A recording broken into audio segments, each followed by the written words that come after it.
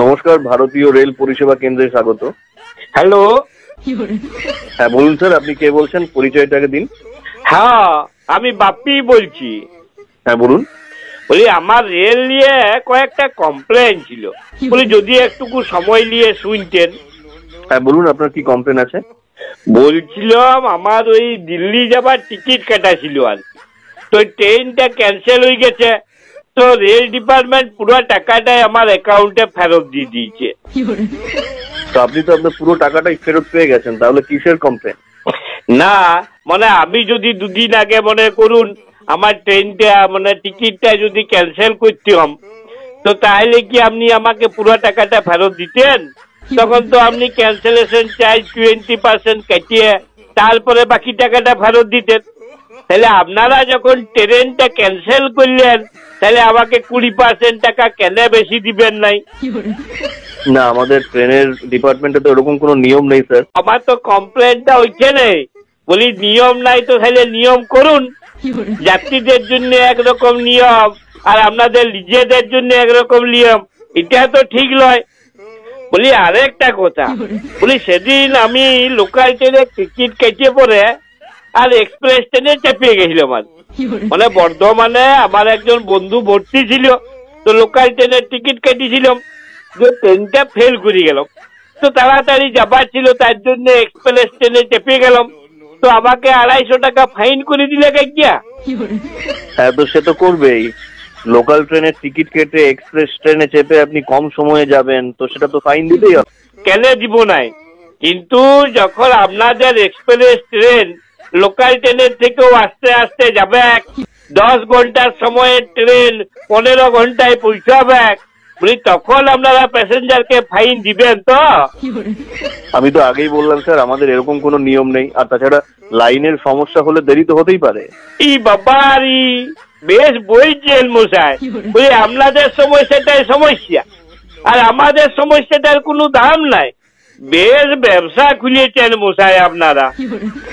আচ্ছা আরে একটা কথা বলুন দেখি, বলি বেশি টাকা রোজগার করার জন্য আপনারা ট্রেনের সিট গুলাকেও ব্ল্যাক করে দিচ্ছেন। কি বলতে চাইছেন? সিট ব্ল্যাক করা হচ্ছে মানে? মানে আমি ভেলোর যাব বলে তো ওয়েটিং লিস্টে আমার নাম ছিল, আর 2 মাস পরেও সেই ওয়েটিং লিস্টেই নাম, আমার টিকিট আর কনফার্ম হয় নাই। এটা যাত্রীদের সুবিধার জন্য করা হয়। হঠাৎ যদি কারো এমার্জেন্সি কোথাও যাবার দরকার হয়, সেই জন্য রেলের তরফ থেকে সুবিধাটা দেওয়া হয়। ই বাবারি, বেশ বলছেন মশাই আপনারা। বলি এমার্জেন্সি দরকারটাই দরকার, আর যা 2 মাস আগে থেকে দরকার সেই দরকারটা দরকার নয়। মনে বলতে চাইছেন আপনাদের ট্রেন, আপনাদের লাইন, আপনারা যা আইন করবেন তাই মানিয়ে নিতে হবে। আচ্ছা আরে একটা কথা বলুন দেখি। বলুন বলুন, আপনার কি বলার আছে তাড়াতাড়ি বলুন তো। বলি ওই রাস্তা দিয়ে বটবটিতে যেতে যেতে ওই লেভেল ক্রসিং এ আটকে পরে দেখেছি আপনাদের ওই বড় বড় সাইন বোর্ডে বড় বড় সব ফাঁকি লেখা আছে যে যদি কেউ রেল গেট ভেঙিয়ে দেয়, যদি কেউ রেল গেট খুলিয়ে দেয়, যদি কেউ কর্তব্যে বাধা দেয়, তাহলে তার জরিমানা হইতে পারে, জেল হইতে পারে, জেল জরিমানা দুটাই হইতে পারে। কিন্তু আপনাদের লেভেল ক্রসিং এ মনে করুন কেউ যদি দাঁড়াই পড়ে, কোনো অ্যাম্বুলেন্সে মরো রুগী যদি মরিয়ে যায়, তাহলে আপনারা তাদের পরিবারকে চাকরি দিবেন না দিবেন নাই, বা কি ক্ষতিপূরণ দিবেন, সে সকল তো কিছু লেখা নাই। দেখুন, ট্রেন নিজের ট্র্যাকে চলে, তাই ট্রেন যাতায়াতের সময় ট্রেনের ট্র্যাক কিন্তু ক্লিয়ার রাখতেই হবে। ই বাবারি, বেশ বলছেন মশাই আপনি। তার মানে আপনি বলতে চাইছেন অ্যাম্বুলেন্সটা মাঠের আইলিয়ে নিয়ে চলে নাকি? নাকি অ্যাম্বুলেন্সটা রাস্তায় চলার জন্য ট্যাক্স দেয় না? বলি আপনারা রাস্তার উপরে রেল লাইন পাইছেন, তাতে আবার বড় বড় আইনের কথা লিখে দিয়েছেন। বলি যার ঘর তার ঘর লয়, আর ঘর জামাইয়ের পালঙ্ক। কি আনন্দ, সতীনের একটা বেটা হইছে। আপনি কিন্তু এবারে মাত্রা ছাড়িয়ে যাচ্ছেন। আমি ফোনটা রাখছি।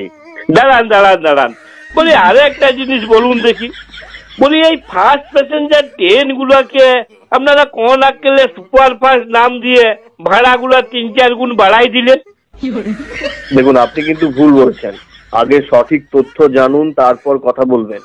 আপনি কি জানেন ওই ট্রেনগুলোর অনেক স্টেশন কমিয়ে যাতায়াতের সময়টাকেও কমিয়ে আনা হয়েছে? ও তা বটে, তা বটে। বেশ বলছেন মশাই আপনি। মানে আপনি বলতে চাইছেন যদি আমি আমার বউকে হিল তোলা জুতোয়া আর বকল কাটা ব্লাউজ পরাই দিই তাহলে আমার বুড়ি বউটাও মিস ইন্ডিয়া হয়ে যাবে। ও ডিসগাস্টিং! আপনার সাথে ফালতু কথা বলার সময় নেই, আপনি রাখুন তো ফোনটা। দাঁড়ান দাঁড়ান দাঁড়ান, আর একটা কথা বলি, সেদিন ট্রেনে চেপে কিন্তু আমি সত্যিকারে একদম বোকা বুনিয়ে গেছি। মানে একদম নগদ ১,৫০০ টাকা ফাইন দিয়েছি, বুঝলেন? কি ব্যাপারে? মানে সেদিন ট্রেনে যাচ্ছিলাম তো দেখছি একটা টিয়া ঝুলছে, চেন ঝুলছে। তো আমি টিটিকে জিজ্ঞেস করলাম, বলে এই চেনটা কি বটে? তো টিটি বললো এই চেনটা টেনে দিলে ট্রেনটা দাঁড়াই যাবে। তো আমি দিলাম চেনটা টেনে, তো ট্রেনটা ভস ভস করে থেমিয়ে গেল। হ্যাঁ, তো সেটাই তো হওয়ার কথা ছিল। সেটাই হবার কথা ছিল, কিন্তু আমি মনে করেছিলাম বোধহয় ট্রেনটা সাপের মতন ফোলা তুলে দাঁড়াই যাবে। মশাই ফালতু রাখুন তো, বাজে বকবেন না, বাজে বকার সময় এখন রাখুন। আরে শুনুন শুনুন, আরে একটা কথা বুঝলেন, আমার ছোটবেলা থেকে খুব জানার ইচ্ছা, আমাকে একটু ক্লিয়ার করে দেন দেখনি। বলে আপনাদের এই শতাব্দী ট্রেনটা এটা এই মেল ট্রেন না ফিমেল ট্রেন? রাখুন তো, মেল ট্রেন ফিমেল ট্রেন, বুঝতে পারেন?